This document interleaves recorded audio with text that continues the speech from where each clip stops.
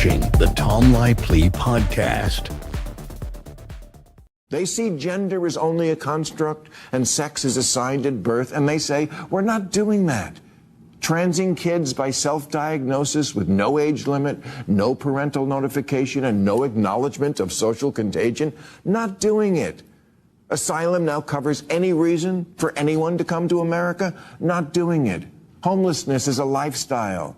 Natural immunity doesn't count anymore. Whiteness is toxic. Penises in women's prisons. Welcoming the Intifada. We're not doing it.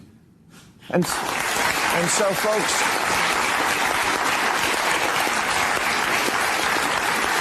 if we are ever going to get back to the old America, that's got to be the Democrats' part of the bargain. Stop coming up with radically new and often terrible ideas, and then in the next breath insist there be no debate about any of it.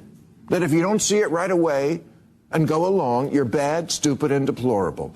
As if you were saying, duh, 2 + 2 = 5, isn't that obvious? Yeah, it's obvious you can't add.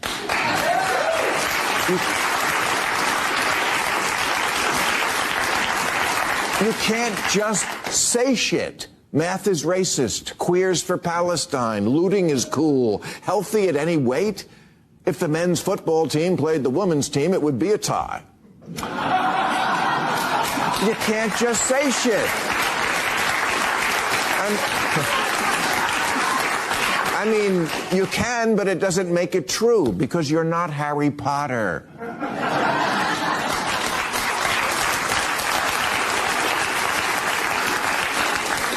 Smug self-righteousness in the defense of some of the dumbest ideas to ever come down the pike is not a formula that's really working for you. At a time such as this, it demands one thing for sure. We must fight fire with fire. So CBC, let's get to work. Thank you.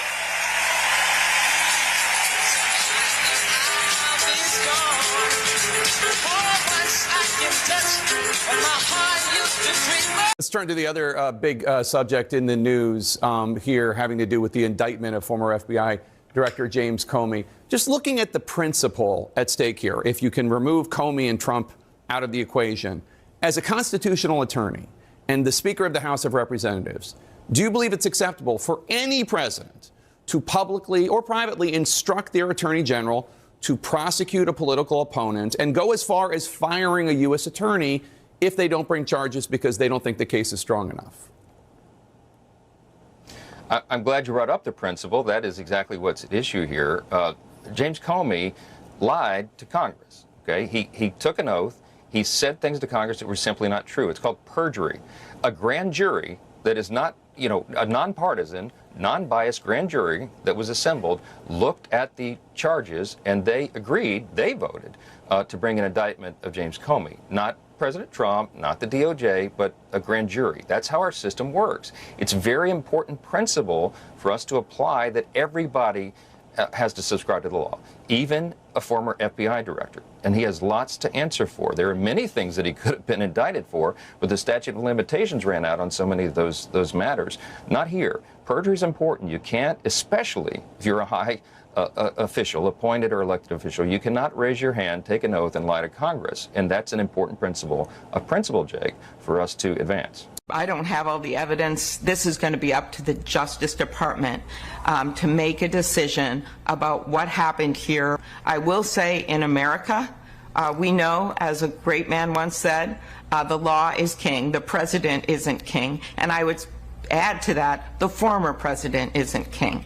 Everyone has to follow the law. As a former prosecutor myself, this is weaponizing the Justice Department. She assured me that politics would not play a role, that they would make independent decisions. That is not what this is. This is a vengeance prosecution. It is not about the law. Do any of us actually really know whether or not Comey is or is not guilty of the charges? I know that they parade out all of these pundits. They have the great titles in the Chiron, former prosecutor, yada, yada, former FBI. Who's seen a single document that's in the possession right now of the DOJ? The answer is nobody. Who has the crystal ball? Still nobody.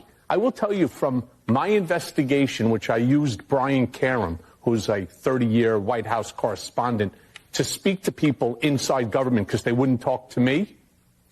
I've learned that Comey was actually very much involved in the Russia investigation in a very negative way. And chances are this DOJ has every single email, every text message, every communication. I believe likely he will be found guilty. Oh, well, that's interesting because I think he likely committed a crime. Wait, what? What specifically? I believe likely he committed a crime. I don't know what that crime is, but there are hundreds of thousands of documents, and government has each and every one of them. All they need to find is that one. He seems to be kneecapping his own prosecutors here. Well, look, that's the thing. There's a system, and the system includes grand juries and juries of ordinary Americans who get in a room and make decisions. He can't order people to be indicted, and he can't order people to be convicted. He can express his opinion. In the case of Comey, grand jurors in a very liberal jurisdiction got together and decided that the evidence did warrant charges. Comey will go to trial, and then a jury of his peers will decide whether he is guilty or not. The president can't do anything about that. He can make commentary on it. I'm not sure if it's wise or not wise to do that, or if it will matter at all. But ultimately, I'll just say what Jim Comey said when Donald Trump was indicted. It's a good day for the rule of law because we have a system, and the system is in place, and the system is working as it was designed, with average, ordinary Americans making decisions about how our laws will be enforced. Look at what he's doing right now, for example, with Tish James. Look at what he's doing with Adam Schiff. And I'm going to make another bold prediction here on the show. A lot of predictions at 8 o'clock in the morning. There's a lot of predictions. Here, take these notes because, mark my words, politically, they're both doomed. All right? I'm telling you right off the bat, this is a political suicide for both Tish James and Adam Schiff. More of a political homicide. Well, yeah, but how are they going to be? How are they politically doomed if Senator Schiff comes from a blue state? Attorney General Tish James is here in a blue state. They are elected by the people. How are they doomed politically? It'll be gerrymander. It will end up being somehow. They will end up being held races. Yes, but they will also be held accountable. Mark my words. They will be held accountable for the crimes that they are now looking at. That's Ed Martin who's looking at him. And I know so many people are going to say, "Oh my God, Michael Cohen is like bending the knee to Trump." No. What I'm doing is I'm actually telling you the reality. We could talk to each other all day long and we can say, oh, I have 1 million followers, you have 1 million followers. It's the same 1 million followers. 77 million Americans ended up voting for Trump. Mark my words, Ed Martin, the Department of Justice, Pam Bondi, they will figure out exactly how to go after Adam Schiff, how to go after Tish James for these mortgage violations, and they alleged mortgage violations. Alleged, correct, and they will be held accountable. That's my next prediction here on your show, and I know that I'm right because if there is a signing of a box which is wrong, and trust me, I know I went to prison. One of my charges was on my HELOC. I had low mortgage onto it. I had 80% equity. They held me accountable for a HELOC violation. Theirs is much worse. And rest assured, allegedly, right. So let's go one step even further here. When you have the courts on your side as well, what chance do you have of success? It's why I turn around and I say, doomed. Yeah. American people know we did not have confidential human sources dressed as Trump supporters positioned inside the Capitol. Gentleman's time has expired. You should not read anything into my decision not to share information. Director Ray, confidential. Gentleman's time has expired. Comey, Clapper, Brennan, Obama, Monaco, all conspired together, all worked together to try to sabotage, undermine, unravel the democratic institutions and structures of this country. The Russiagate hoax, the Russiagate conspiracy, and all of the assaults against our liberties that went with it, the pre-dawn raids, the handcuffing of innocent Americans, the espionage against President Trump's campaign and staff, the removal of his national security advisor, one fake indictment, one fake charge after another, the special counsel, all of it was a unrelenting attempt to overthrow the government the American people voted for. I cannot find words harsh enough to condemn the conduct of these conspirators, these insurrectionists.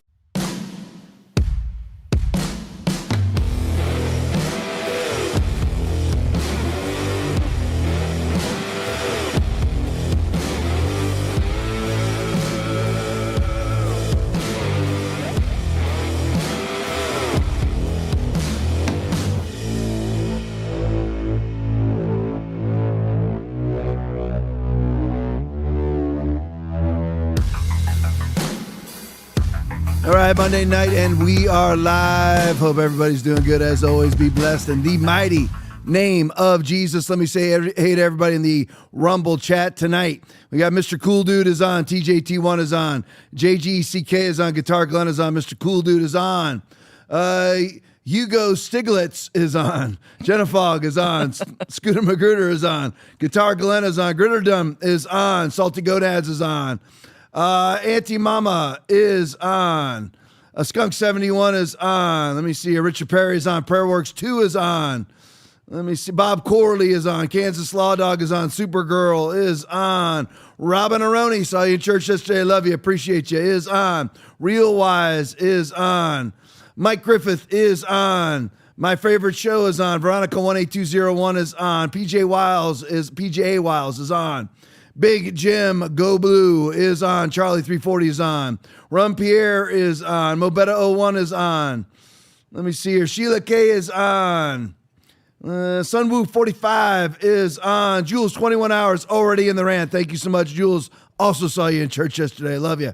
Let me see here. Arcadia Angel is on. Agravane is on. K4 VMS is on. Granite 24. 68 is on. Alligator is on. Jenna Fogg is on. Linesmanson is on. Let me grab a couple more here. Tricia Snow is on. Wisconsin. Honey Badger is on. Kansas Law Dog is on. Les Cruz Brown is on. Producer Aaron is on. Conservative Waffle is on. Mark 1069 is on. USA Abbey Girl is on. B Haven is on. Let me grab two more. We're going to go. Let's see here. Ever Eden is on. One more. Lisa Kinzer is on. Appreciate you guys.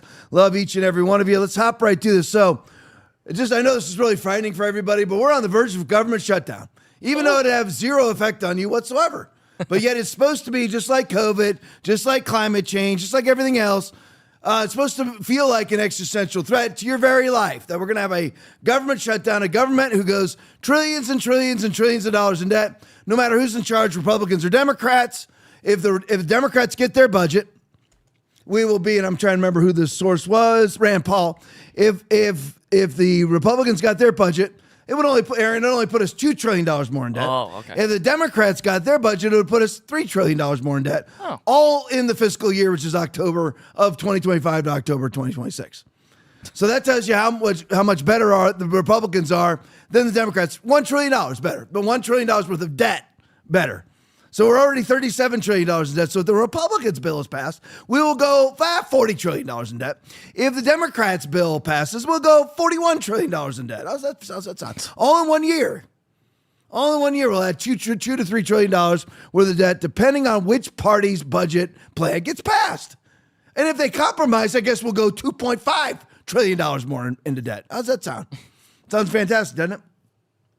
And another thing, I'm kind of stealing. I'm just saying, I got a Rand Paul right here. I'll let Rand Paul do that talk because I'm stealing his thunder. Got a video on it. But anyway, here's Schumer, Eric Doherty video. Chuck Schumer says he tried to guilt trip President Trump. This is Doherty, right? Not what Schumer said. In an Oval Office, bringing up a child with cancer while demanding Trump back his spending plan that funds illegal alien health care and transgender surgeries for kids. Play it for me. Out to the president some of the consequences of what's happening in healthcare.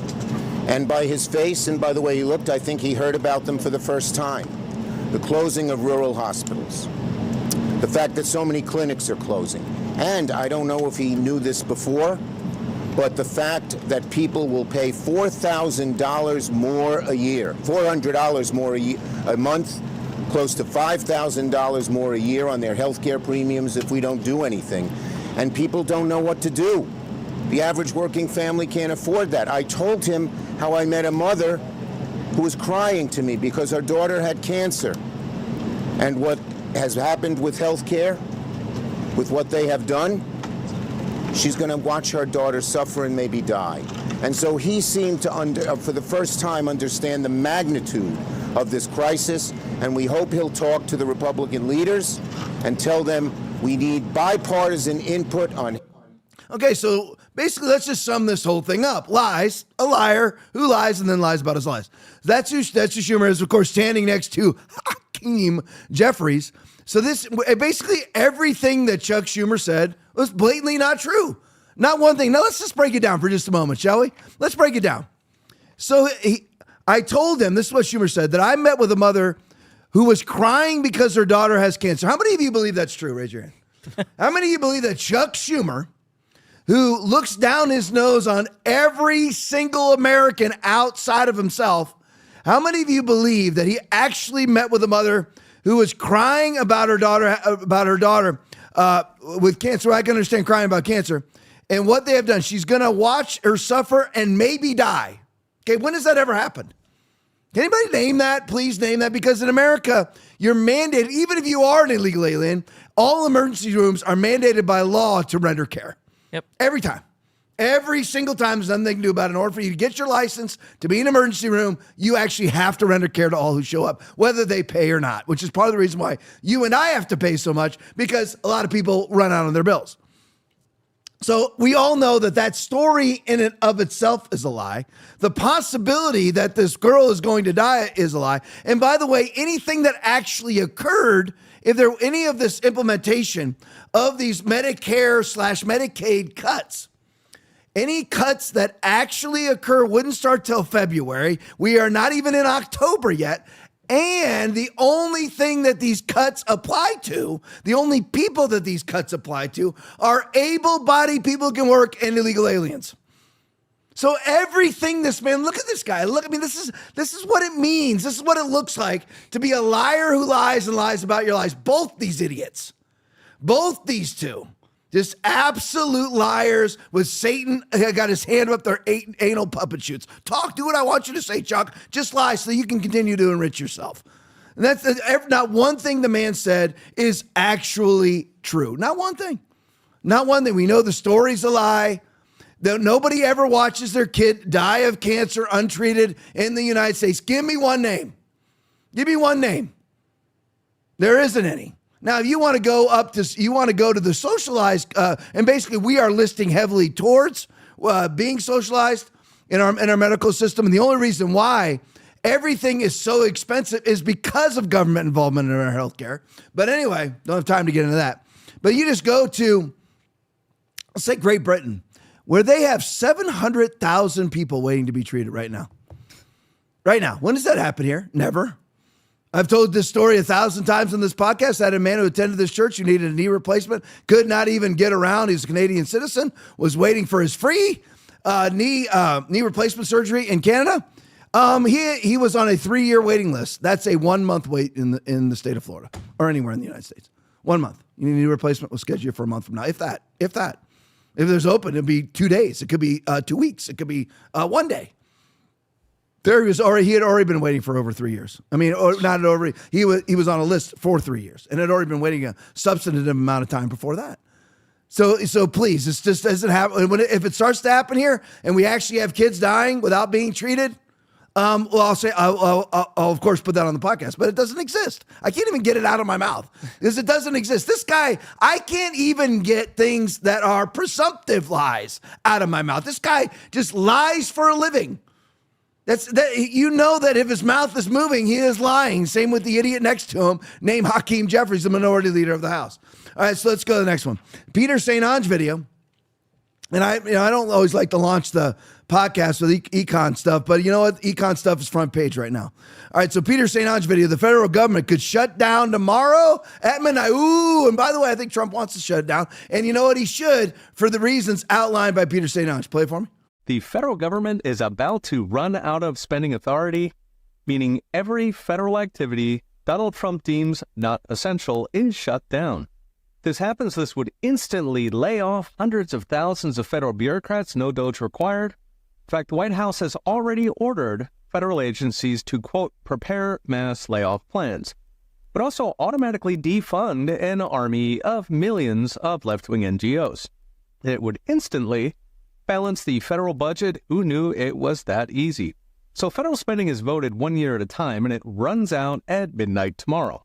Republicans in Congress proposed extending spending, so-called clean continuing resolution.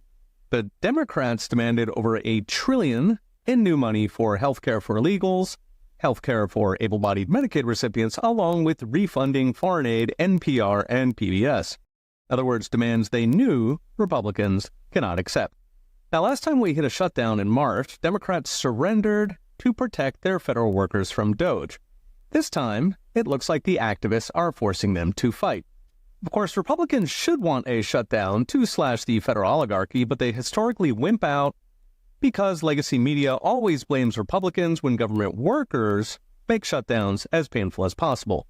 Indeed, a passel of recent polls showed voters would disproportionately blame the GOP. One says 34% blame Republicans, 23% blame Dems, 34% blame both. Of course, media polls could be fake. The day before the 2024 election, polls had Trump at -9 approval. 24 hours later, he won the election. More important, done right, a shutdown should be popular. So historically, our occupying bureaucracy intentionally made shutdowns painful. They cut school lunches, threatened Social Security, closed national parks. In fact, they spend extra money to fence off national parks. There's actually a name for this, the Washington Monument Strategy, also known as Firemen First or School Lunches First. Thing is, it does not have to be this way. Trump alone gets to decide which parts are essential and therefore stay open. So keep the parks, keep the school lunches, fire the rest. In practice, that would be at least a third of the federal government shut down, the parts voters don't like, then keep paying the essentials with incoming tax revenue. Now, this is not necessarily legal, but Democrats are not stupid enough to block Social Security checks and military pay for potentially months. So if they had a pair, Republicans in Congress would shut it down for years. This is fun for a number of reasons. First, shutting down a third of the federal government saves $200 billion per month. That would instantly balance the budget. In fact, we'd be in surplus. Even better, a durable shutdown lays off 740,000 federal workers, about 4 times what they did with DOGE. Note, federal grants also pay an estimated 3 million employees of overwhelmingly left-wing NGOs. Those would all be gone. In other words, a real shutdown would wipe out the progressive revolution. They'd be down to brainwashed college students. So what's next? Brought to you by I Trust Capital. We've dreamed the dream too many times to hope for much. Odds on prediction market Kalshi are 64% for a shutdown this year, but going by history, it won't last long. Too many rhinos are afraid of the media or of donors. But if Dems want the fight, and if Trump steps up, it could get very interesting. It's not even that rhinos are afraid of the media. They agree with the media. They agree with the Democratic Party. Whether, again, we can name them all, whether it's Cornyn, whether it's Graham, whether it's McConnell, whether it's Collins, whether it's Murkowski, and basically every single Republican senator. And I'm a staunch Republican. I believe in the Republican Party platform. I don't believe in Republicans, but I do believe in the Republican Party platform. Outside of like Rand Paul and Ron Johnson and Mike Lee, and maybe one or two others, and a lot of the ones that appear like Tom Cotton or John Kennedy, which appear to be conservative, when push comes to shove, they always acquiesce and vote with Democrats. When it really matters, they always do, every single time. But anyway, I don't have time to digress into all that. So just into this. So if the government shuts down tomorrow, we only have 26 and a half hours or so until it could be shut down, Aaron. It could be over. Oh, no. What does it matter? Yeah. None of us get anything out of it except our taxes being taken out of our paychecks. Somewhere between 20 and 40% of your paycheck is gone for what? Wouldn't it be great if it actually correlated with the government shutdown? They know for that period of time they don't take the money out of your paycheck. How many people would then, even Republicans, even Democrats, how many of them would say we don't need the federal government? Mm-hmm. If it actually said, well, during the shutdown, there's no need for us to extract that money out of your paycheck. I bet you there'd be a whole lot of Americans who went, you know what? I don't need the federal government, which, by the way, we don't, outside of a military and maybe a national transportation system, i.e. interstates, I-75 and various others, whatever it may be. I mean, I'm all for Army, Air Force, Navy, Marines, Coast Guard, all that, but Space Force, I'm for all of that. But all the rest of it, no. So if they shut down the government, this is the interesting part.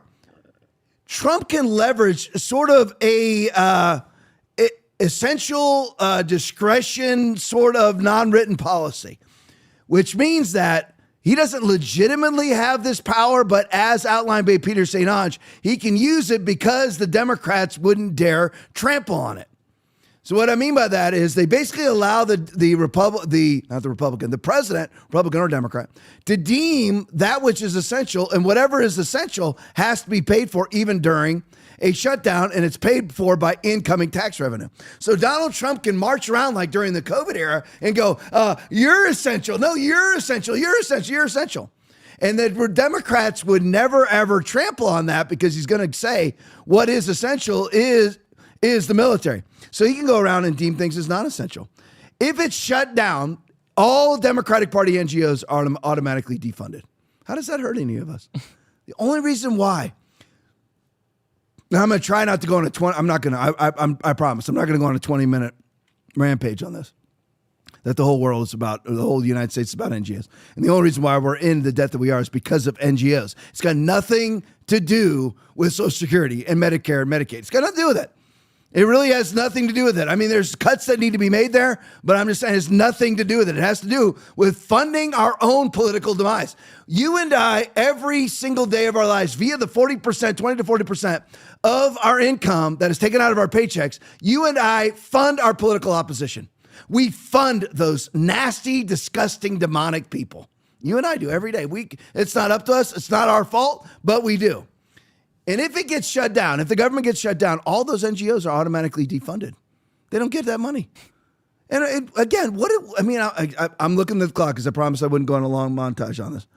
But I mean, so you and I wouldn't be funding, like the National Endowment for Democracy, which is a CIA cutout?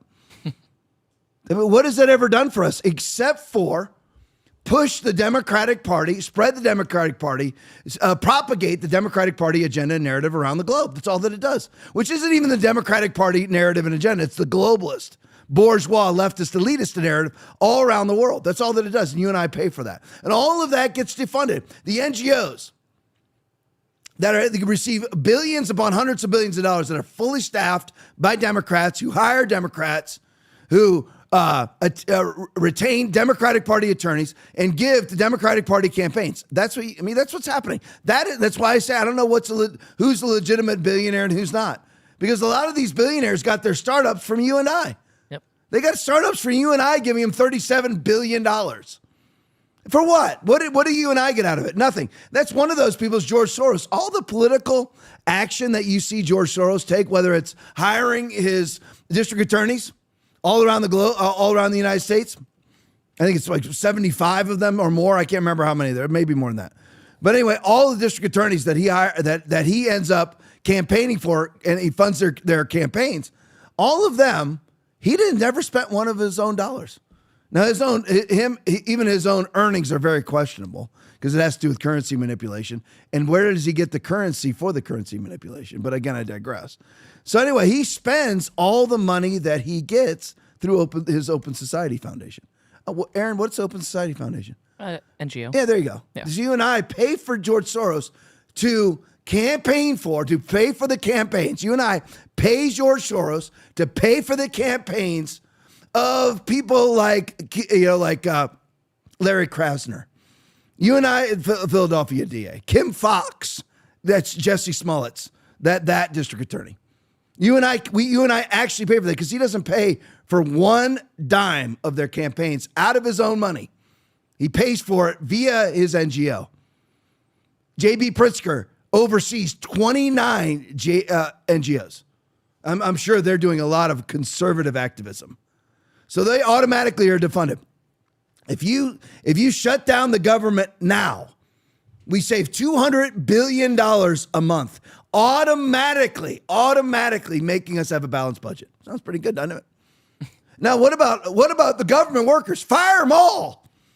Outside of the military and a few others, I want the entire FBI fired. I want the ATF fired. I want the DEA fired. Outside of the military, fire them all.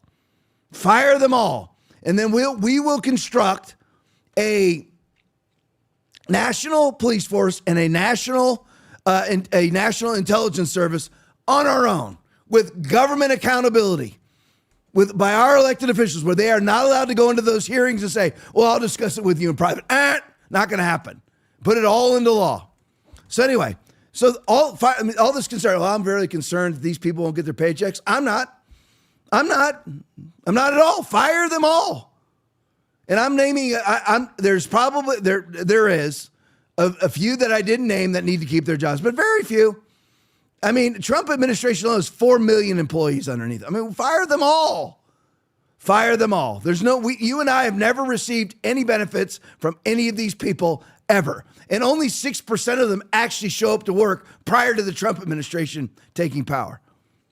So what the Republicans want to get this is an equal opportunity offending podcast. Republicans just wanted to continue spending on Biden levels, its current levels. It's just Biden levels, by the way. Not under Trump, Tom. Yes. I mean, Aaron puts up that clock. You'll see it has not slowed down at all since Donald Trump has taken office. I wish it had. If he gets it to slow down, or he can't just slow it down. He's got to reverse it in order to be the greatest president of all time. If he does, he's the greatest president of all time, my opinion.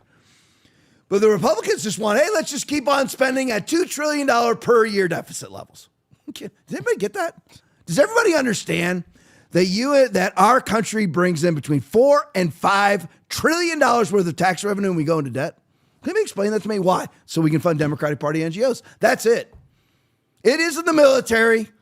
It's not Social Security. It's not Medicaid. It's funding Democratic Party NGOs. $21 trillion missing in the Pentagon alone. Yeah. That $21 trillion out of the $37 trillion is in the Pentagon. I have no idea where it is. Who has not passed an audit for 7 straight years, and it's probably 70 straight years. But we know seven straight years outside of the Marine Corps. And so Democrats, that wasn't good enough for them. They're like, we don't want to continue to spend at just $2 trillion per year deficit levels. We want to add another trillion to that because we want to make sure that everybody can get trans surgery whenever they want and every illegal can get Medicaid. So we need another $1 trillion deficit added onto our $2 trillion deficit, which the deficit automatically translates into deficit. That's what it is. So here's Rand Paul on the floor of the Senate, or I don't think he's on the floor of the Senate. This one is a different one. So here's Rand Paul on a talking head show. Both parties are bankrupting America. Play for me. The president is basically expecting a shutdown and possibly to carry out these mass layoffs. Do you think all of this is just a threat to make Democrats fold? Well, I think both sides have to look at the proposals for spending and decide, what is the best way forward for the country. The Republican proposal adds about $2 trillion in debt over the next year, so it'll be short $2 trillion. So I oppose the Republican plan because it adds debt. The Democrat plan would add $3 trillion in debt. So really both plans are laden with deficit spending, and I think that's the biggest problem that our country faces. So I've actually proposed an alternative. I've proposed a penny plan, which would cut a little bit across the board, and my plan would balance over about 5 years. We got a vote on mine last week, and 36 Republicans supported it, 16 didn't, and no Democrats did. So my plan didn't pass either. But the plan that I would support would be a plan that reduces spending and reduces deficit spending. So out of 53 Republicans, only 36 voted for the penny plan. So that just tells you who it is. And what is the penny plan? Cutting 1 penny off of every dollar worth of government spending. That's it. 99 cents out of every dollar continues to be spent. And nobody votes for it outside of 36 Republicans out of the 100 that are in the Senate. 36 out of 100. And so what is it? So with 27 Republicans voted against it, if my math is correct, 27 Republicans voted against the penny plan. They voted against cutting spending, and this is a conservative party. It's all a lie. They are simply holding those seats. They're Democrats. I'm talking about Republicans. I'm talking about the John Cornyn's and the John Thunes of the world who have somewhere between a 49 and 51% Liberty score. In other words, they vote with Democrats at least half the time. I'm talking about Thune and Cornyn. Our Senate Majority Leader votes 51% of the time with Chuck Schumer. But he looks conservative. He looks like a Southern Baptist. So we all think, woo, he's conservative. No, he's not. He is a baby butchering, transgender believing leftist. That's who he is. That's who he is. Courted votes for red flag laws. He wants guns out of your hands. That's who these people are. John Cornyn saying to Christopher Wray, I believe you're a man of integrity. No, it's Comey. I believe James Comey is a man of integrity. I mean, he either lives in absolutely sweet oblivion or abject stupidity. That's who these people are. So that's all the votes he get for his penny plan. The video that I thought that I put in was this one. I don't even think I sent it. It's weird because I think that I sent him in the show and I didn't. But anyway, in my mind I did. But anyway, it's there in my mind. It's there in my mind. But anyway, so he's on the Senate floor and I'll just say this briefly. He's on the Senate floor giving a speech about this budget, and he was talking about, so 1 year ago, so let's just say last summer, when they were voting on this exact same budget, so 1 year ago, because the budget starts fiscal year October, goes October to October's fiscal year. When they were voting on this last year, the Democrats, because it was, whose name was behind it last year? Joseph Robinette Biden, voted for the exact same budget. They were all in favor of it, keeping it at $2 trillion deficits. They all voted for it. And the bent over, butt cheek grabbing Republicans signed right on for another CR. But now that Trump has it, it's the exact same thing. It's the exact same budget. Exact same budget. Get this now. He's not cutting anything to Medicaid. He's just simply saying illegals can't use it. There's no cuts. And they just presuppose what they do is go, well, if illegals were to use it, how much would that be? $1 trillion. All right, we need that. That's what they're saying. And they call that a cut. Now, if you and I do that, we go to federal prison. If they do that, they get reelected. Because the left is so galactically stupid. If you happen to be a leftist and you're watching this show right now, why don't you just stop being stupid? I mean, just really, this is the greatest preaching you'll ever hear. Stop it. Stop being stupid. It is a child that you're aborting. Deficits and debts are not good. We're $37 trillion in debt. Stop being stupid. The border was open under Joe Biden. All those people you saw pouring in, that means open. So 1 year ago, they're having the same debate and this exact same budget. And the Democrats were all for it because it had Biden's name on it. It's the exact same budget again. And because Trump's name's on it, they're all against it and want another $1 trillion. Imagine being somebody in office knowing that we're $37 trillion in debt, on the cusp of $38 trillion in debt, because every 22 seconds, we add $1 million to our debt. Every 22 seconds. I can show you on the debt clock. Every 22 seconds, $1 million is added to our debt.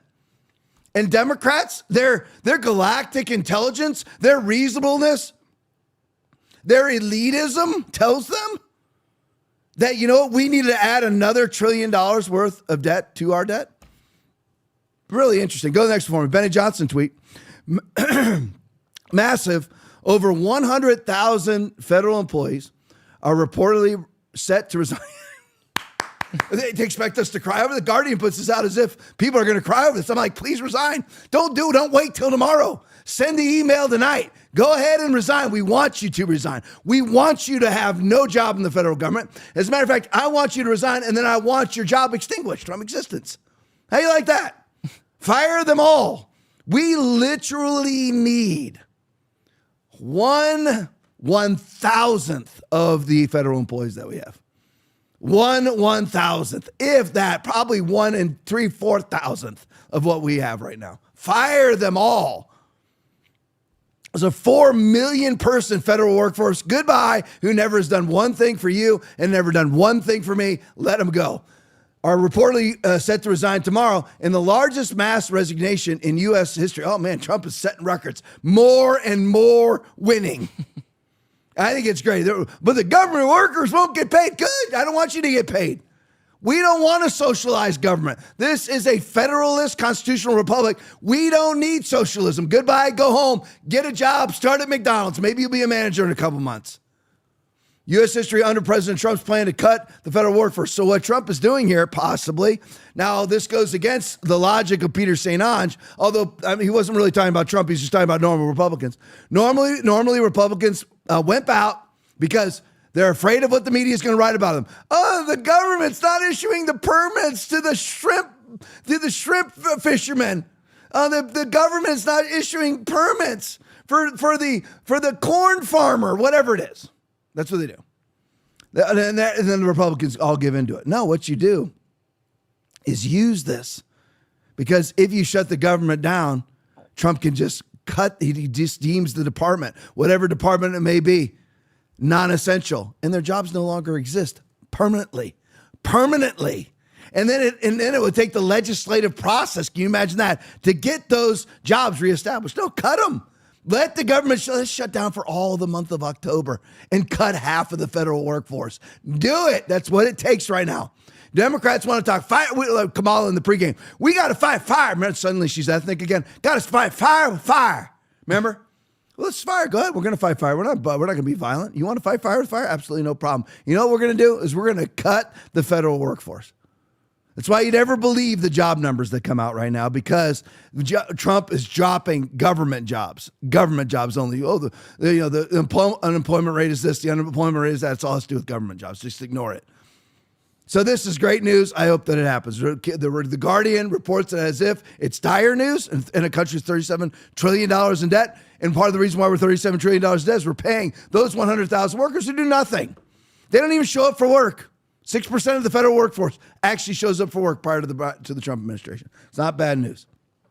All right, let's switch subjects. Let's go to global cabal now. Basil the Great video. Here's Keir Starmer. Now, I played this in church yesterday, preached an entire message on it out of Revelation 13 and 14. It causes all, both small and great, rich and poor, free and slave, to receive a mark on their right hand or on their forehead, and that no one may buy or sell except one who has the mark or the name of the beast and the number of his name. Revelation 13, 16, and 17, which is what makes this podcast different, because we merge the Bible with what is happening in the political realm. And when you go and you're Keir Starmer and you walk up to a podium like this and you say, you know what? We are now mandating digital ID, which, by the way, let me just translate that for everyone. It's biometric digital ID, which means that it's activated. You only have access to facial recognition, fingerprints, whatever else, voice recognition, and anything else. It's biometric with a digital wallet. So it's biometric ID, which means it includes your passport, your medical records, your credit cards, your bank, your ATM card, whatever it is. It's all on your biometric ID. You don't need cards anymore. It's all your biometric ID that accesses all of those things. Larry Ellison is advocating right now, and we're going to get to all this, is advocating for all information to be consolidated. Boy, that sounds great, doesn't it? Only if you're an idiot. Because then they determine who has access to all the information, all your credit card numbers, all your ATM cards. Everything, anything and everything. Oh, your medical records. You talk about Chuck Schumer talking about somebody in need of medical care. You're in need of medical care? Well, they say, your account's shut down until you vote correctly. Oh, that'll never happen. It's already happened. It's already happened. We all saw Chrystia Freeland laughing about it 2 years ago when he had the trucker convoy up in Ottawa, the capital of Canada. They go up there, they just do a peaceful trucker rally. Didn't even shut down roads. Honk their horns a little bit, but other than that, there's nothing to it. And they froze their bank accounts. They froze the bank accounts of those who financially supported the convoy. It's already happened. You don't vote correctly. You don't political correctly. We'll shut your bank account down. That's the point of all of it. Yep. So listen to this. Basil the Great video. Keir Starmer collapses under questioning on digital ID. Play it for me.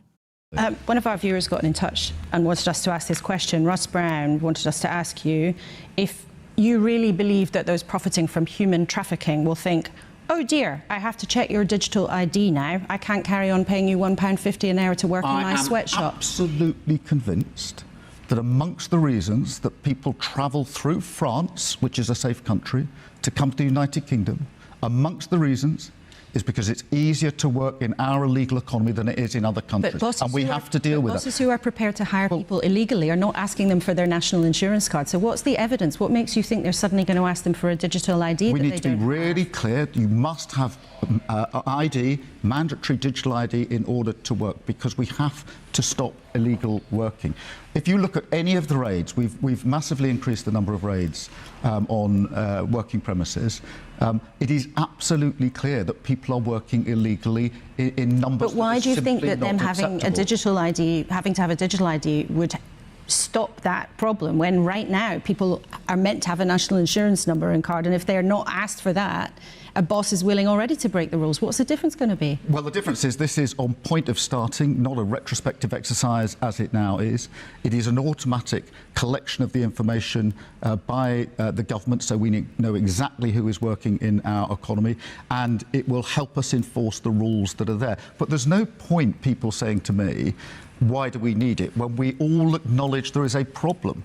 People are working illegally in our economy. It is amongst the reasons that people want to come to the United Kingdom. We have to deal with that. I made a pledge that we would do whatever was necessary, use whatever tools were available to deal with illegal migration. I intend to do so.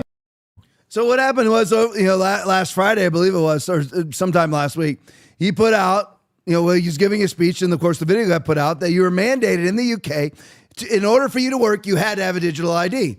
And again, and I know everybody is red-pilled that watches this show, but I'm just saying, just to make sure people understand, what that simply is somebody else being at the spigot of everything of who you are. Your insurance, your passport, your driver's license, all your credit cards, again, your ATMs, anything and everything that you have. I can't even think of anything because I don't do much outside of buy Slurpees every day. I don't really do a whole lot, so I don't really know how the world works. I very much anymore. I really don't. I don't know how to do it. I don't know how to turn the lights on in this room. I don't know what I'm doing. But anyway, I depend on people like Aaron. But anyway, but bottom line is, if you don't get a digital ID, which is a government ID, again, what is the cause? What is the narrative? What is the agenda of the globalist left, which includes the Democratic Party and most of the Republican Party, to leverage you? You see it right now. Palantir is in full bloom under the Trump administration. I don't think Trump understands what's behind that. I don't think he understands the big picture when it comes to Palantir. No. But, because he just looks at it as we need to get ahead in the AI race, almost like we're back in the space race. But anyway, what it's all about is leveraging you into a one world commerce system. Please, I know I say this all the time, but please understand, a one world commerce system, Larry Ellison style, merging of all information. Information doesn't just mean knowledge and data. It means all information, all access codes, all everything. Your ability to buy, sell, trade, or travel, all merged together. They want this with a singular access point to all. So leveraging into one world commerce system with a singular access point to all that commerce, and that access point controlled by them. That's digital ID, because the way that you get in to all of those things is via a digital ID, not your driver's license anymore, not just simply being able to pay cash. Cash is the way out of all this. I would rather be walking around with gold than dealing with this. They always say, it's just not very convenient to walk around with gold. I'll walk around with the gold. I'll walk around with the quarters. I don't care what it is. I'd rather go back to all that. It made me very nervous when we went to ATM cards. All the direct withdrawal cards, what do you call them, Aaron? ATM debit cards. Yeah. See, I told you, I don't know what I'm doing. So debit cards. We went to all that. As soon as I saw that, I went, bleep, and my antenna went up. I'm like, cashless society. Because once it goes into digital and it's all a QR code on your phone, it can be turned off. Yep. It's already happened.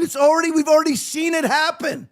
All of the infrastructure for CBDC, social credit systems, digital IDs, digital passports, biometric IDs, all that infrastructure was put in place when? In 2021 for the vaccine passports, which was another reason why they put out the vaccine passports. So now in Great Britain, you can't work without a government digital ID that can be turned off, which would turn off your ability to work. Right now, you don't need it. You just need to have insurance. And even then, right now, a lot of the companies don't even require you to show that. But now, they're all going to be required. All the companies are going to be required to require digital ID. Right. Otherwise, they themselves will be fine. It's like what Biden did with vaccine passports. He promised that he was never going to mandate the vaccination right before he mandated the vaccination. And then he went to every single company. Remember this. It wasn't just government contractor companies. A lot of times I get that wrong. I forget about this. But it was all companies with more than 100 employees. Correct. You were not allowed to run your company, have your workers show up for work without being vaccinated if you had more than 100 employees, which made, of course, no sense. The only sense that it makes is the government wants to control those companies. But they said, well, you can defy the rule. It's because remember, Aaron, it's all what? Voluntary. Yeah, of course. But you just pay $100,000 per day for unvaccinated employees that are working without being vaccinated. $100,000 per day.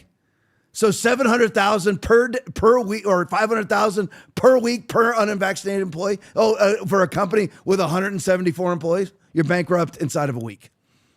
So they say that it's voluntary. So what you can choose as voluntary means you can make your own decisions. So you can decide to be bankrupt or not. Those are your decisions, right? So that's fine. And get what Keir Starmer says. So what does he say? Right out of 1 Thessalonians chapter 5. Starting in verse 2, running through verse 4, for when they shall say peace and safety.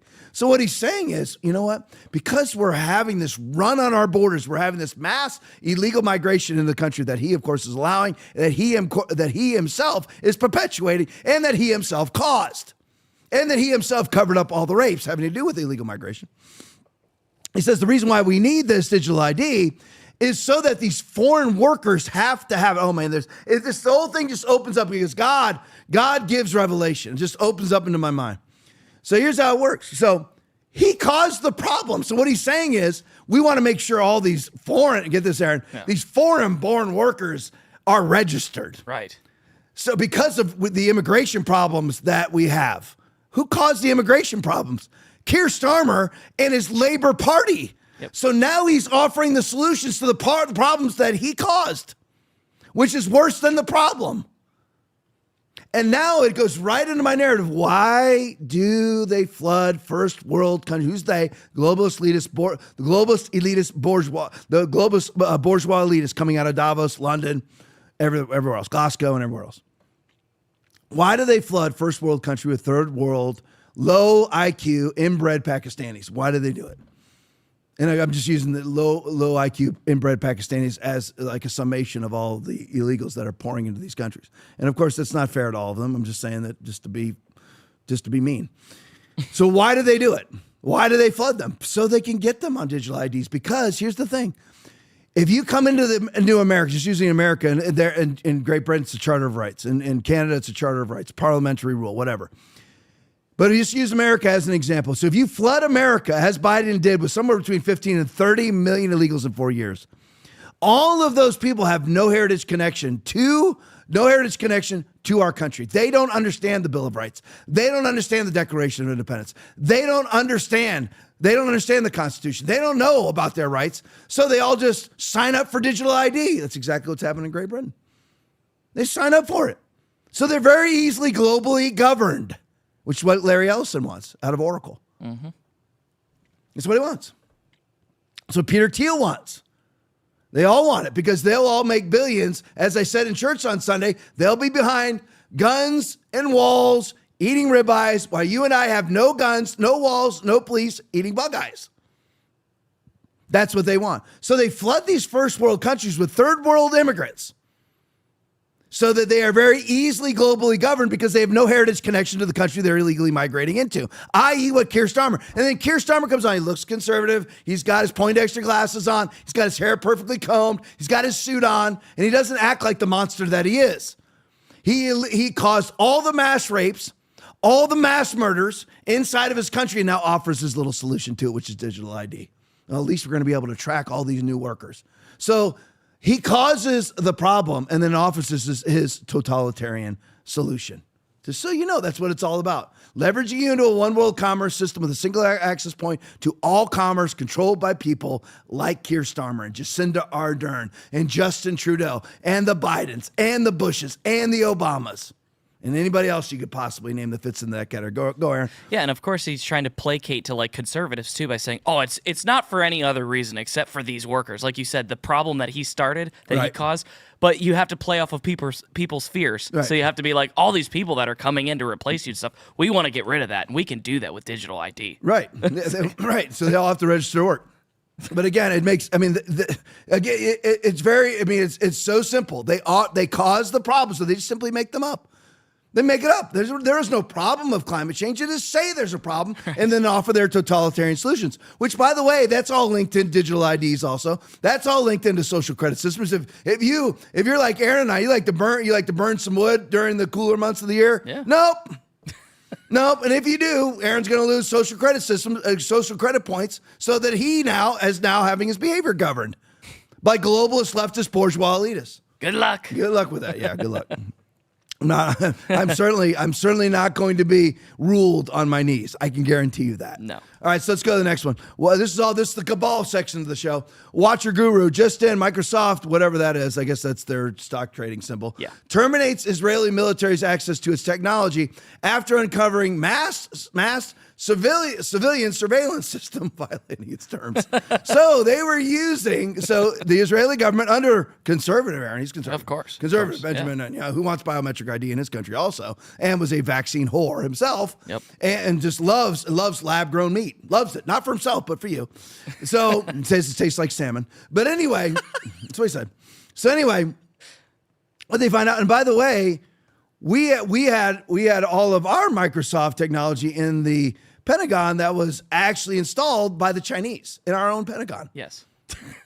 What's going on? These are all the experts. These are all the experts that we default to these experts all the time. And I said I mean we do. We default to these experts. It's time for all of us to look at our quote unquote leaders and call them what they are. Idiots. That's why we had to have somebody new, Donald J. Trump. That's why I had to have somebody new, because they are idiots, and purposely so. They're either idiots or they're stupid or some combination therein. Or they're idiots or evil or some combination therein. So here you have it. So here you have Microsoft terminates the Israeli military's access to its technology because they were using it to mass surveil the civilian population. But don't worry, Aaron. No. Don't worry, Brian. That's not happening here. No. I mean, they just found out the NSA was recording every single one of our phone calls and our internet queries. Mm. Yeah. It's for all national security purposes. Tom, if you have nothing to hide. I mean, you're right. Aaron's right. That's what I learned from our experts, from our leaders. If I have nothing to hide, then you don't need to worry about being investigated. Yeah. You don't need to worry about being surveilled. You don't need to worry about your First Amendment, Second Amendment, Third Amendment, Fourth Amendment, all the way through amendment rights being violated. You don't need to worry about that whatsoever because you have nothing to hide. Right. And by the way, we all have something to hide. That's true. We do. So just so you know, that's what's going on there. All right, let me go to this Michael Schellenberger video. Did I get that? Did I say that to you? I did, didn't I? I don't even remember saying that during the download. Yeah. Did I say it? I don't remember it. Yeah. Woo. All right, the man behind here's Larry. The man behind the digital ID push is Larry Ellison. That's him right there. Owner of Oracle, CBS. Owner, I didn't even know this till I read it. I knew about Oracle.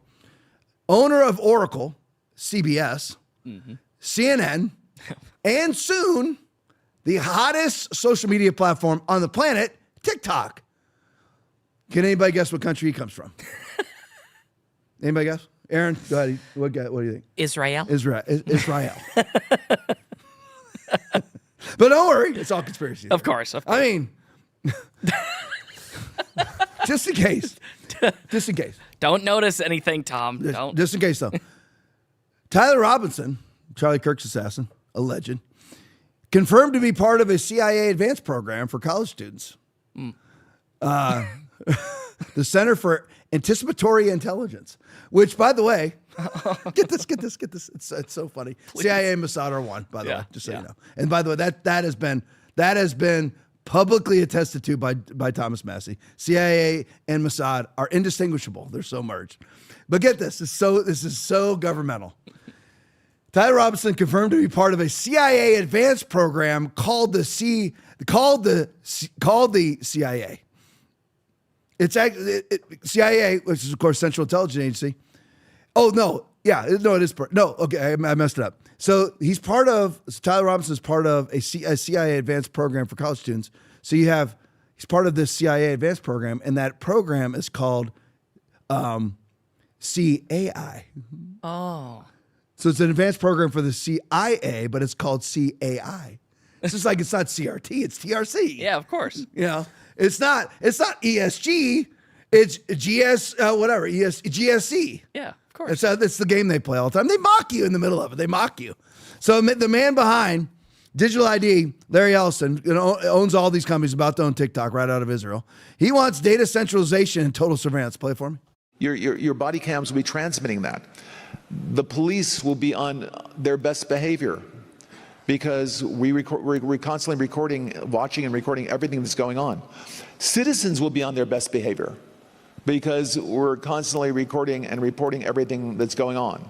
When you come to government and what government's doing, there are artificial intelligence tools, and some of them I know that Oracle have developed around financial management for government, but also tell us a bit about because you're right at the forefront of this revolution, what it means for what government should do in terms of its digital infrastructure, digital ID, data centers, and so on.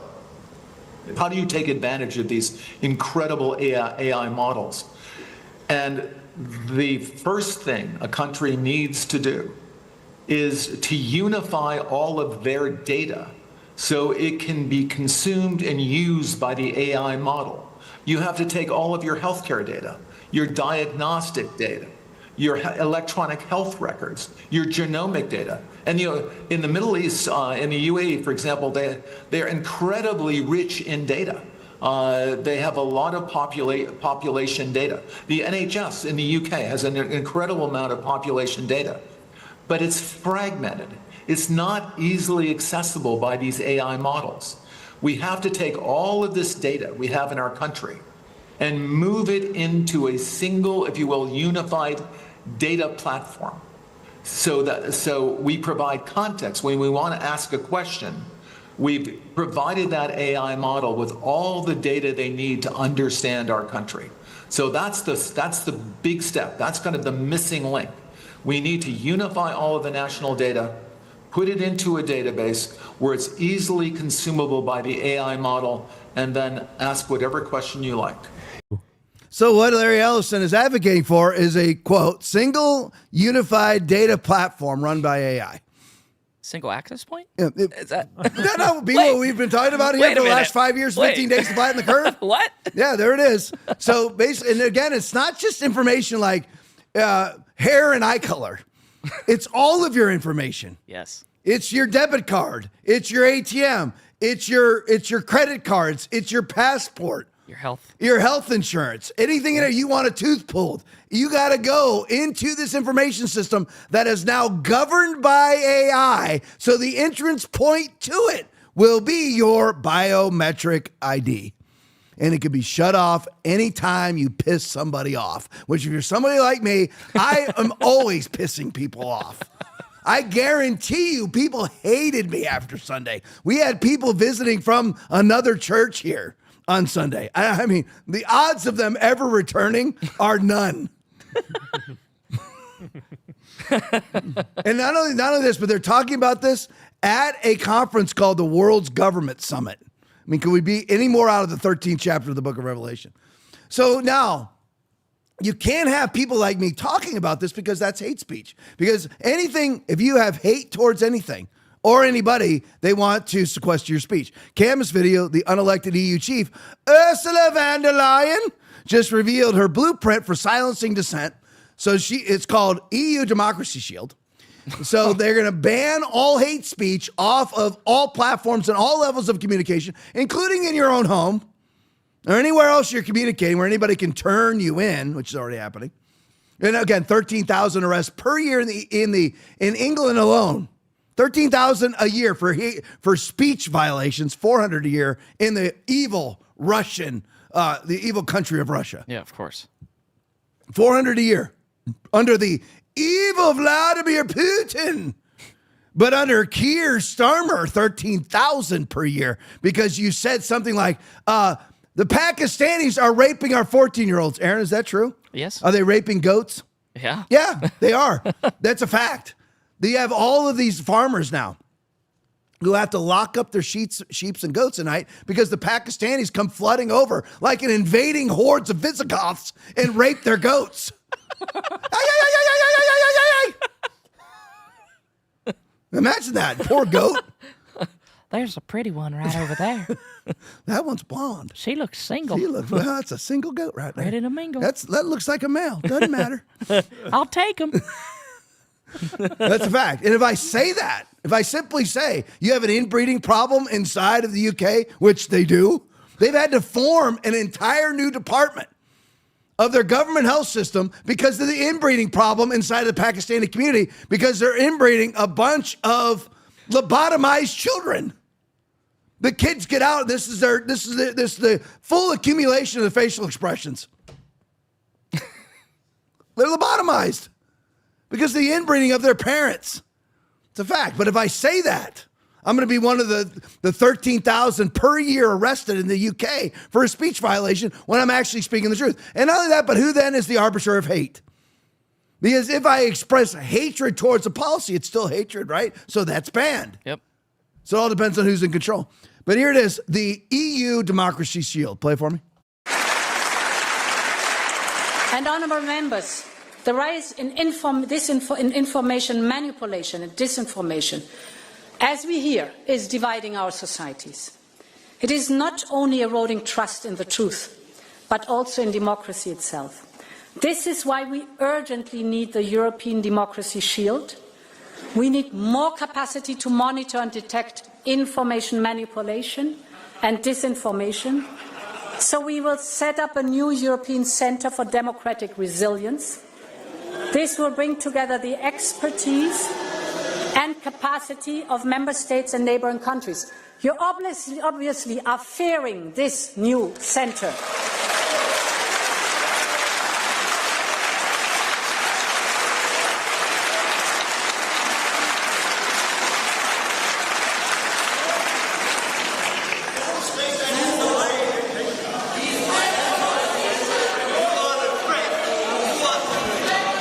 Okay, I understand that shouting has become a little bit of a tradition. Can you listen, please, to this discussion, and then you'll have the time to speak?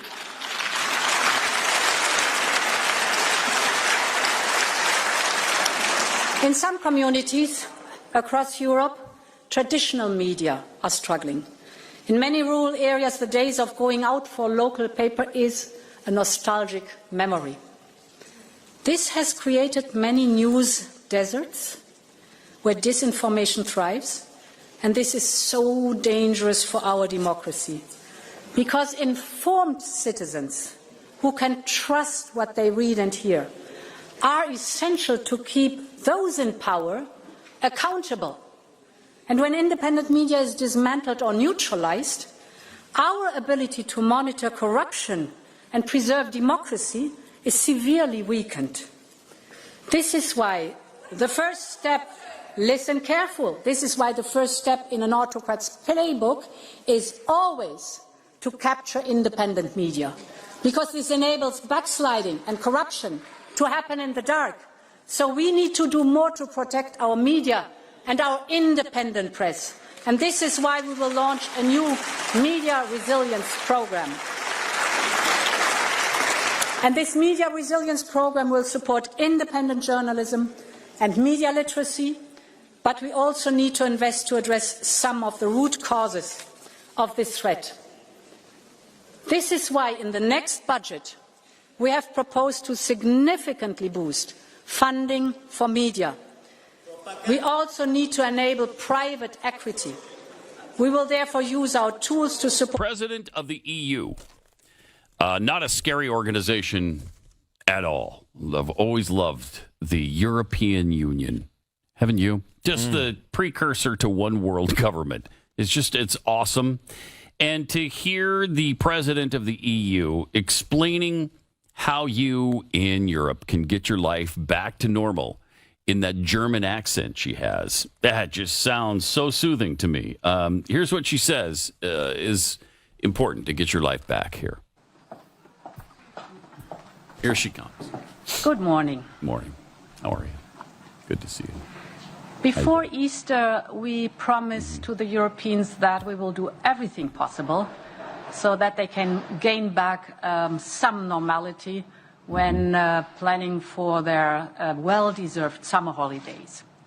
So on Monday, the European Parliament and the European Council signed the regulation for the EU digital COVID certificate.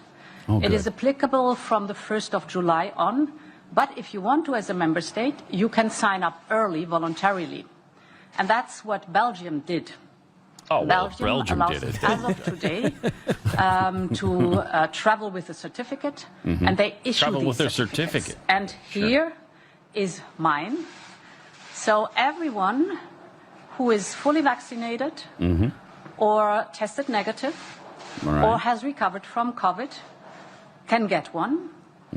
And we have right now 15 member states that have already signed up. And from the 1st of July, all 27 member states have to apply these EU digital certificates for the COVID. I am planning now to start my tour through 27 member states for the Next Generation EU, our Recover and Resilient plan. And I'm very curious to test and to see how this certificate will work. Thank you. That's wonderful. All right. That's now, great. She held hers up. Can I just take a picture of that? And can I use hers? Yes. Is that okay? Yes, that's fine. That's fine. So, essentially what she's saying is, you must have your papers. They'll be digital, but you must have some. The other ways of making you have your papers, please. Any excuse I could find. It's Aaron's fault. I didn't even think of it. Aaron put it up. I cannot help but play that video. It's my favorite. have to do it. It's my favorite video of all time from the Blaze. But anyway, so here you have Ursula von der Leyen, who's claiming, get this now, that saying whatever it is that you want to say is dangerous, and that they are going to set up a EU democracy shield. So they're going to defend democracy via their shield by banning speech, and then come to the aid of what they call free media, which is established media, which is leftist media, and enable them to proliferate, enable them to get bigger and bigger while they shrink actual free media. So again, it's always this never-ending word replacement. It's always this, using a word that means exactly the opposite of what they're doing. Yeah. Every time, this word inversion, every single time. So whenever they talk about democracy shield, what they're actually talking about is democracy demolition. I mean, imagine this is what she's actually saying. So they are going to tear down all what is free media, which is people like you and me, and then have a media resilience program, and then rebuild media that is totally and completely controlled by their hate speech regulations. And so who will be in charge of speech? Because you can designate anything as hate. I hate what she just said. I hated her digital COVID passport. I hated that, so that's hate speech. It is. There's hatred in it. So it will be banned. And you heard what she said there. She's saying you're booing this because you fear it. Correct. This is exactly what Adolf Hitler did. This is what Stalin did. This is what Mao did. This is what Pol Pot did. Exactly what she's doing. Banning speech. But here's the thing. Certainly not giving any attributes to any of those authoritarian dictators, but at least they called it what it was. At least they called it what it was. They said we're banning your speech. They said they were confiscating their firearms. They call it by an inverted title. We're banning your speech and calling it democracy. So we're going to defend democracy by banning your free speech. And then I love the whole free media part of it, where she talks about free media. We want to build free media by restraining freedom. So you're not allowed to say certain things, and then she calls it free media. Aaron, can you make that make sense? No. I mean, that's what she said. Yeah. So we are going to restrict what you can say so that the media is free. How is that? Can anybody explain that to me? Truly amazing. Look at this one, Wall Street Apes video. New European Union, Ursula von der Leyen once again announces all Americans, this came out today, all Americans visiting nearly 30 EU countries, Aaron, which is almost the entire EU, will be required to surrender fingerprints, biometric data, and your photograph, which will be stored by their government. Play it for me. If you're planning a trip to Europe, you're going to have to hand over way more than your passport when you get there. As part of a new entry-exit system, visitors to most European countries will have to provide 4 fingerprints and a facial photo at a self-operated kiosk. The information will be stored for 3 years, with the photo being used for ID verification on later visits. Travelers who refuse to provide their biometric data will be denied entry. The goal of the program is to enhance security and speed up border crossings, it is said. The new system is set to be rolled out over 6 months, starting in October, and applies to 29 countries, including popular destinations like France. All right, I could go on and on and on with this stuff. Here, just play that video right there side by side. I just got to show you this. But I could go on and on with this stuff. I could talk about global cabal all night long. There's somebody with a UK flag in the UK having it torn away by the police. You're like, Tom, there's more to it. No, there's not.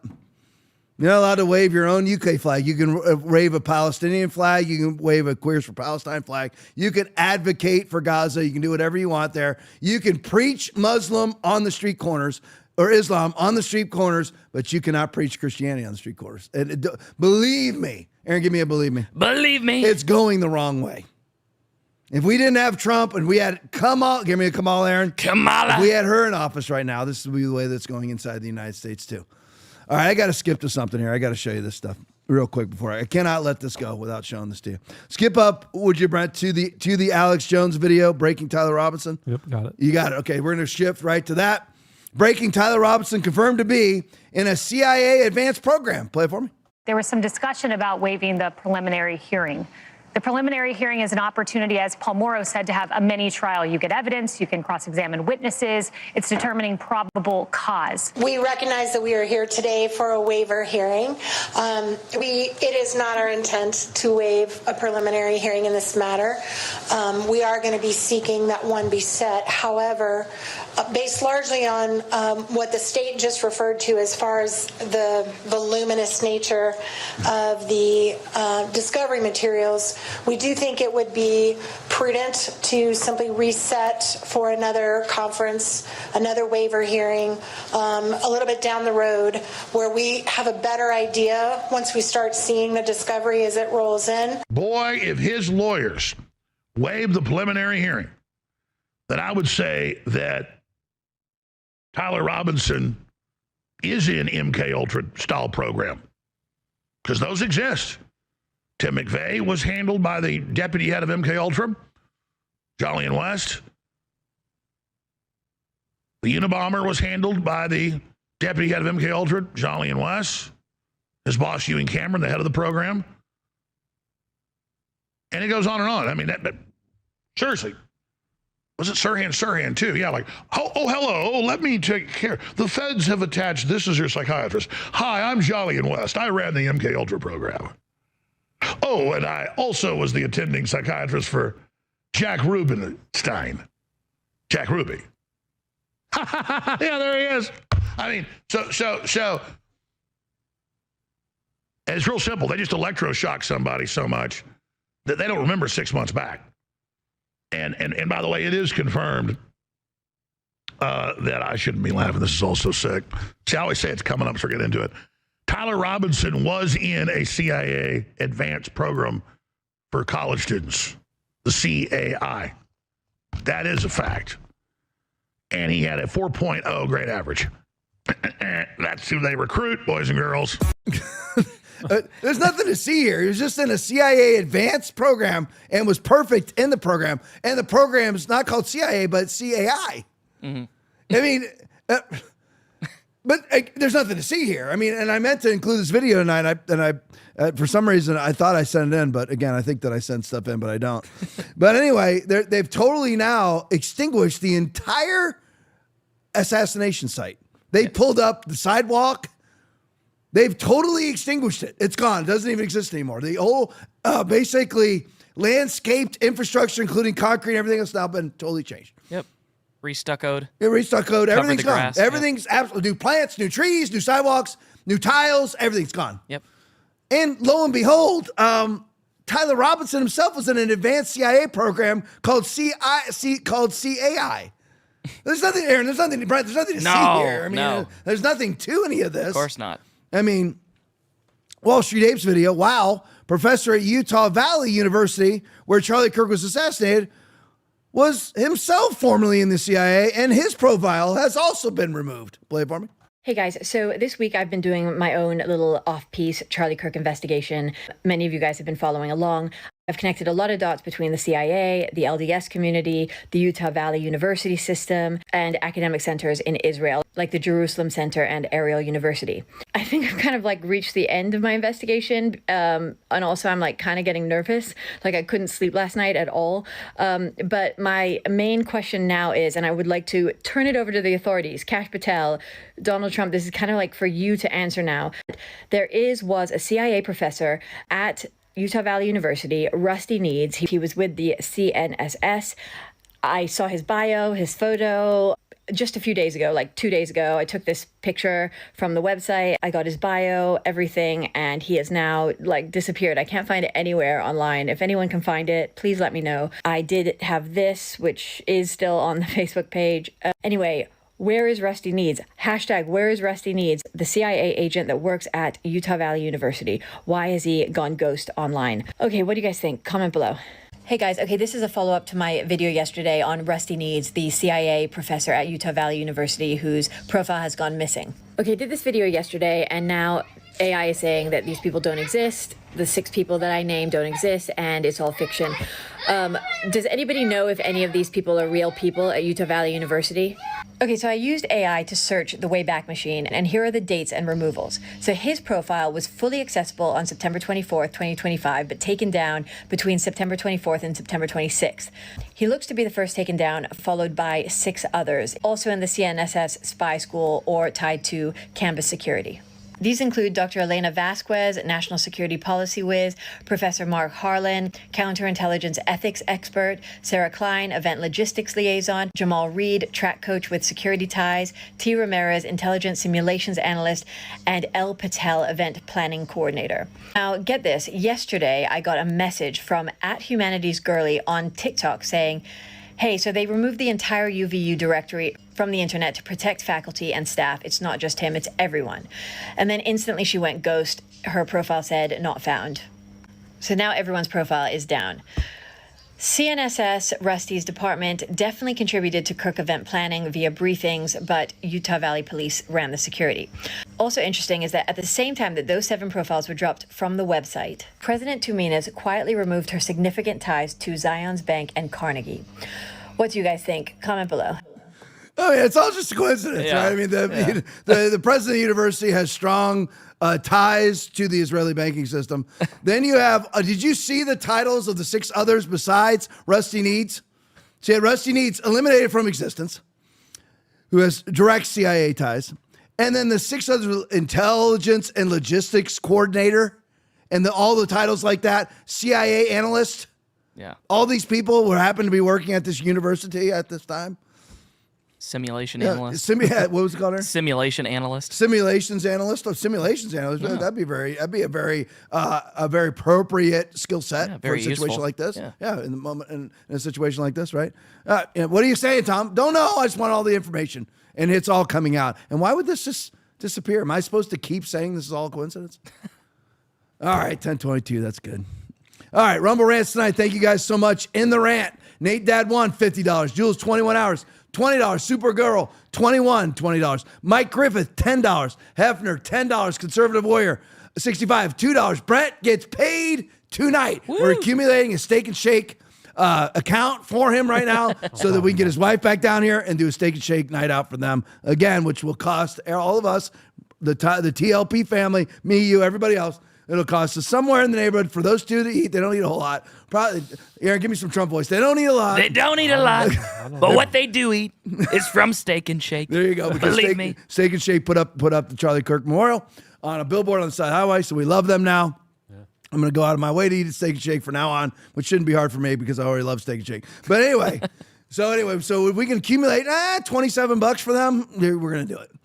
And send them out on another night out. Done. All on us here in the TLP podcast family. But anyway, stick around for the post game. It's awesome. You're going to love it. A little longer than normal. It's pretty good, though. You're going to love it. You'll love the last video.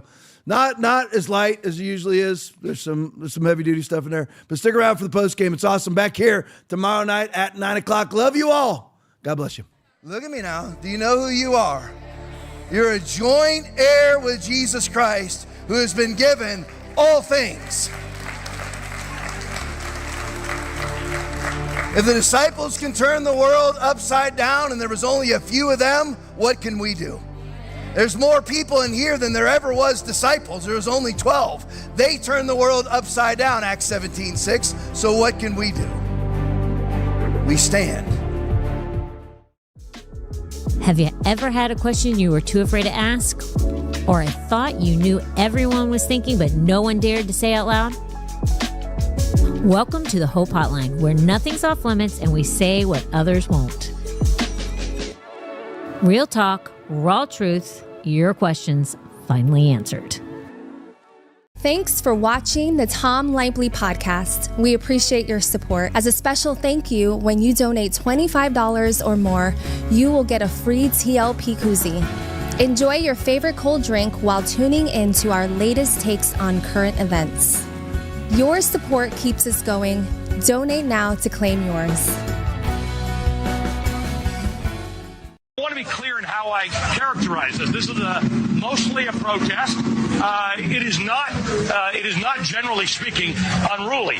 That ain't a riot, what we're seeing right now in Minneapolis. They are strictly principled anti-fascists, and they've taken a principled stand to stand against white supremacists and white nationalists wherever they may show up. I argue to you tonight, all punches are not equal morally. It says it right in the name, Antifa, anti-fascism, which is what they were there fighting. Listen, there's, no organization is perfect. There's some violence. Any reasonable person would say we shouldn't be destroying other people's property, but these are not reasonable times. Well, thank goodness for the looters, man. And please, show me where it says that protests are supposed to be polite and peaceful. I don't care that much about statues. Shouldn't that be done by a commission or the city council, not a mob in the middle of the night throwing it into the harbor? People will do what they do. You're seeing behind me is one of multiple locations that have been burning in Kenosha, Wisconsin. Do not get it twisted and think that, this is something that has never happened before, and then this is so terrible, and where are we, and these savages and all of that. This is how this country was started. People get mad, and people get sick of it. People are risking COVID to explain to this country that we're fed up. Most of the major movements in American history have started at the grassroots level and at some point have turned into direct conflict with American government. So remember your history before you judge your present. Thuggishness is thuggishness wherever it comes from politically, and we should be the first to call it out. I disagree.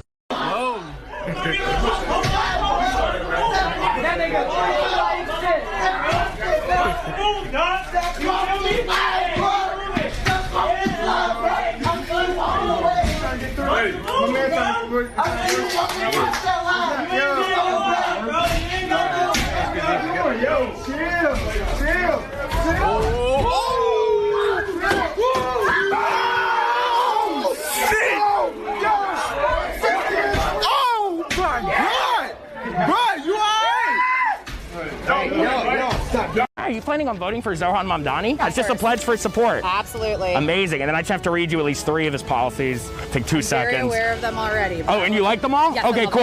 All right, so you're cool with taxing whiter neighborhoods? Yes. Are you white? Yes. Do you think that's race baiting? No. Really? Yeah, it's fine. Who cares? Okay, he's openly discriminated against Italians, but whatever. I'm Italian. Yeah, dude, literally, honestly, pizza's not even that good. Okay, and then he won't sign Holocaust remembrance legislation. Do we need to remember? Yeah. Yeah. All right. Okay, cool. Thank you. Yeah, have a nice day. Thank you. It was insane.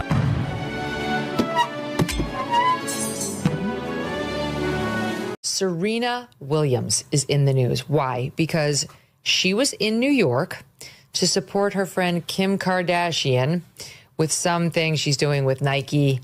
And Serena Williams was in town to attend to it. And she's in some hotel. We do not know which hotel she was staying in. She did not publicize that. But Serena Williams, who is one of the richest Americans alive, was triggered by something, Maureen, and I'm going to show you what it was. All right, everyone, how do we feel about cotton as decoration? Personally, for me, it doesn't feel great.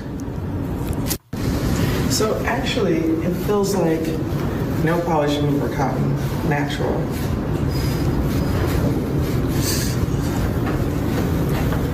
Okay. So at the end of that video, she's plucked one of the cotton balls off of the plant, and she's using it to buff her nails, and then she does the hand gesture of like, ew, like where you shake your hands like, ew, gross, and she drops it. Now, Serena Williams is triggered by cotton, I guess, because it used to be picked by slaves, and she's a Black American. It's 2025. Serena Williams is estimated by Forbes to be worth $350 million. She's married to a very, very rich man, too. She hung up her racket in 2022, ending a career in which she earned $95 million in prize money, more prize money than any female athlete in history. She has endorsement deals to this day with more than a dozen brands. She's active as an investor in her own venture capital firm. She's got a licensing deal with a beauty line. She's launched a multimedia company. She owns part of the Miami Dolphins. But she is an oppressed, direct descendant of slaves, I guess. And that's how she sees herself to this day because, I guess, generational trauma, as the kids call it. She can't walk by a cotton plant in a luxury hotel to go promote Kim Kardashian's Skims line without feeling trauma that she has to videotape and post on Insta. Presidential promise to put the law before a family. I said I abide by the jury decision.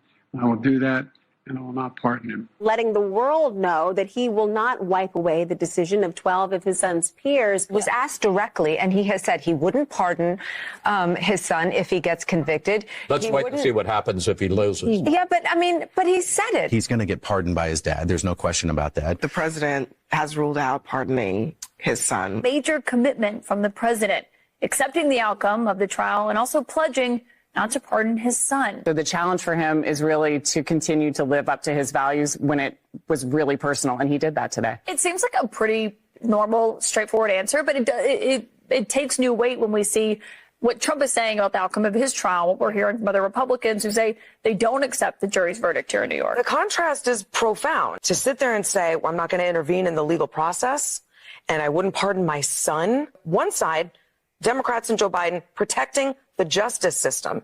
And on the other, Republicans and Trump protecting Trump. Our current president of the United States has so much respect for the law that he has said he would not pardon his son. I mean, what... Yeah. You know, again, it's all about the contrast. President Biden saying, I will respect whatever this jury decides, versus right. Donald Trump after he was convicted on 34 counts, saying the entire system is rigged against him. Their latest attack has been that Joe Biden has politicized and weaponized the DOJ, right? That was the whole argument around Donald Trump's conviction. And this week, of course, Hunter Biden was found guilty. And Joe Biden has very clearly said he would not pardon his son. He would not commute his sentence. How stark is this difference? I mean, how can Republicans keep making this argument now that Joe Biden has really put it out there? I don't want to be a violent person, but in this case, I feel like that we just need to, I hate to say the word, but assassinate him.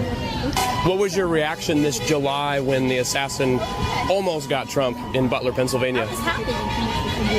Happy that he missed or happy that it happened? No, happy that it happened. And too bad that it wasn't in the head. What was your reaction in July when an assassin came an inch away from ending Trump? Disappointment that they didn't follow through. They missed. That shot. Yeah. I thought, oh my God. It could have been wonderful. If he'd been shot. Exactly. Yeah. I can sum it up in one word. Drat that it happened or drat that it missed? Drat that it missed. I won't lie. I do not support violence in any way. I think I'm going to let you finish it, Charles. Well, I'm so shy and reserved. My thought was if he had a good scope instead of a red dot, we would not be going through this. I consider that kid to be a hero. But that was an act of a patriot as far as I'm concerned.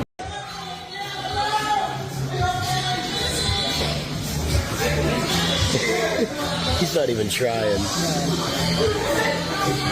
They're starting to laugh too. I believe in you. Whoever wins, I believe in you. Good God, he's getting it.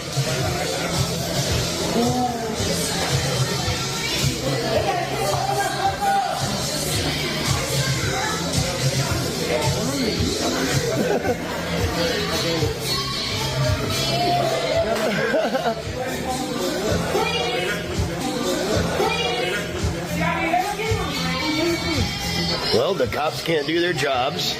They cannot subdue a 140-pound Hispanic guy, but that guy did. It's laughable that you would, or anyone would describe Davos as protecting liberal democracy. It's equally, standing up for it. It's equally laughable to use the word dictatorship at Davos and aim that at President Trump. In fact, I think that's absurd. But I'm going to step aside from that constructive criticism and instead answer your question. Yep. And I'm going to be substantive here. President Trump, if he's the next president, for that matter, I think whoever the next conservative president is going to take on the power of the elites, which I've mentioned earlier. But the thing that I want to drive home here, the very reason that I'm here at Davos, is to explain to many people in this room and who are watching, with all due respect, nothing personal, but that you're part of the problem. Political elites tell the average people on 3 or 4 or 5 issues that the reality is X, when in fact reality is Y. Take immigration. Elites tell us that open borders and even illegal immigration are okay. The average person tells us in the United States that both rob them of the American way of life. They're right. President Trump will take that on behalf of the average American. Elites also tell us that public safety isn't a problem in big American cities. Just travel to New York or Washington or Dallas, Texas. The average person will tell you that the lack of public safety damages not just the American way of life, but their life. President Trump will take that on. Thirdly, I guess the favorite at the World Economic Forum is climate change. Elites tell us that we have this existential crisis with so-called climate change, so much so that climate alarmism is probably the greatest cause for mental health crisis in the world.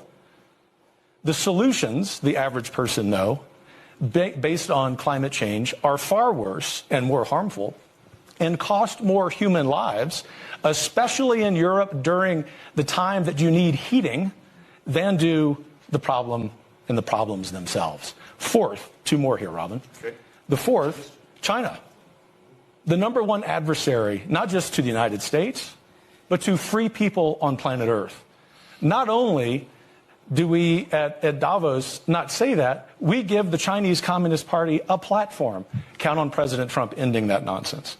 And fifth, as we sit here, another supranational organization, the World Health Organization, is discussing foisting gender ideology upon the global South.